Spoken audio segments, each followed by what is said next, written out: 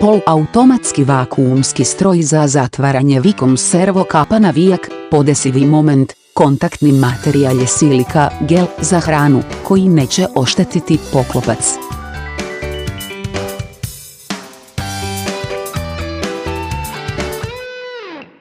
Izvrsne performanse brtvljenja, kako bi se osigurala kvalificirana stopa proizvoda, stupanj vakuuma može doseći -0,08 pa.